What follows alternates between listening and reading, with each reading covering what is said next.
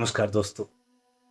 महिला दिवस, women's day आप सभी को बहुत बहुत मुबारक हो। और इसी परिप्रेक्ष्य में मैथिली शरण गुप्त का वो कविता मेरे को ध्यान आता है। अबला तेरी यही कहानी, अबला तेरी यही कहानी, आंचल में दूध, आंखों में पानी, आंखों में पानी।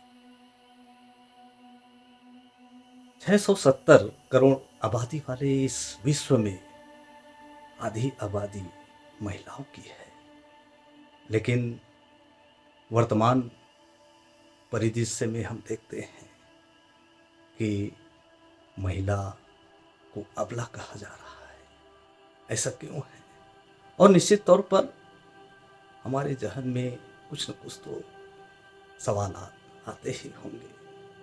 ये सवालात या सवाल निश्चित तौर पर हम गाहे बगाहे किसी न किसी दृष्टिकोण से देखते ही होंगे कि महिला आज अबला क्यों है।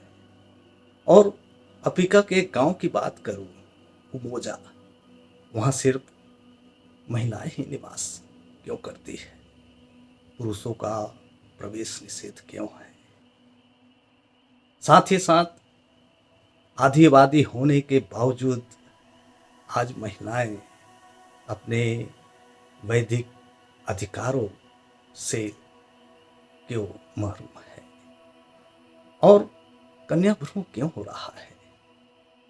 दिन प्रतिदिन वृद्धाश्रम में आप देख सकते हैं कि महिलाओं की स्थिति कितनी बद से बदतर होती जा रही है।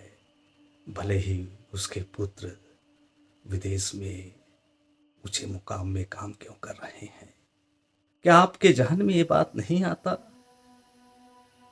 कि मां की मौत के समय भी ये पुरुष समाज या उसके बच्चे दाह संस्कार में शामिल नहीं होते?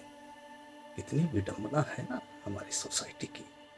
और क्या हम पुरुष इसके लिए क्या जिम्मेदार नहीं है? हमारे जीवन में गाहे बगाहे बहुत सारी घटनाएं होती है और नैतिक रूप से मैं भी हमारे जो संकल्पना है या हमारी जो सोच है उसका परिणाम हमारी माँ बहनें किस शक्ल में झेल रही है, शायद हम इसकी परिकल्पना भी नहीं कर सकते। दोस्तों, हम आमतौर पर बहुत सारे संकीर्ण विचारधाराओं से बंधे हुए हैं और ये मान्यता है कि पुरुष प्रधान में महिलाएं क्यों आगे जाएगी। और यही सोच एक सामाजिक बुराई की तरफ ले जाता है जिसको हम कन्या भ्रूण के तौर पर देखते हैं। लेकिन क्या आपने कभी सोचा है कि जब कन्या ही नहीं रहेगी तो हम अपने लिए बहू कहाँ से लाएंगे? और क्या ये मुनासिब लगता है कि आज के दौर में कन्या या तो भ्रूण के माध्यम से मार दी जाती है या कोठों में सौंप दी जाती है? इसके कारक आर्थिक हो सकते हैं, लेकिन सामाजिक कारक भी बहुत हद तक जिम्मेदार हैं।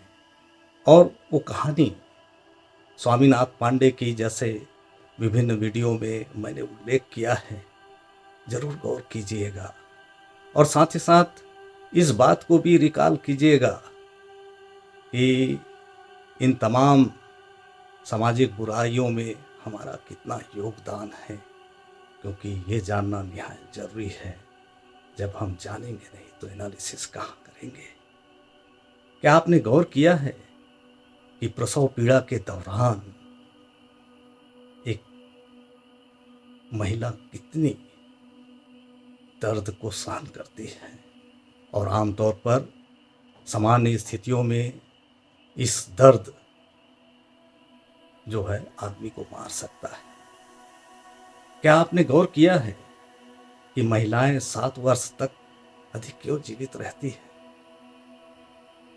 इसी परिप्रेक्ष्य में मैं ये कहना चाहता हूं कि महिला और माँ दोनों, इनकी शुरुआत होती है एम से, और एम से ही बनता है म्यूजिक।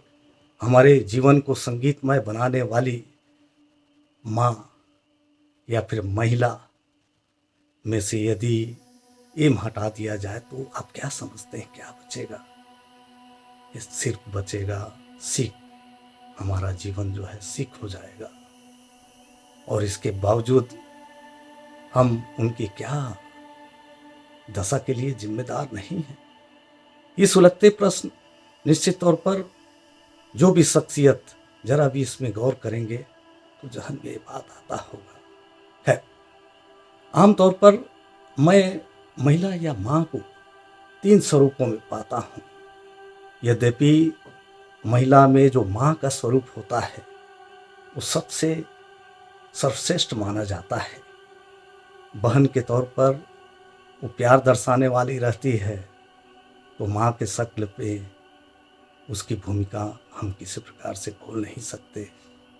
ये महज ये बात मैं महिला दिवस जो 8 मार्च को पूरा अंतर्राष्ट्रीय स्तर पर मनाया जाता है उस परिप्रेक्ष्य में नहीं कह रहा हूँ, अपितु यह पर्व एक दिन ना होकर क्यों 365 दिन अराउंड द क्लॉक नहीं चलता, ये विचारणीय प्रश्न है। और जैसे मैंने उल्लेख किया, इन 3 स्वरूप में देखता हूँ हमारी महिलाओं को। वो स्वरूप हैं, एक होता है सहन, सृजन और सहज। ये तीनों स्वरूप में आप देखेंगे कि मेरे ख्याल से सहन करने की जो अदम्य साहस होती है वो महिलाओं में ही होती है।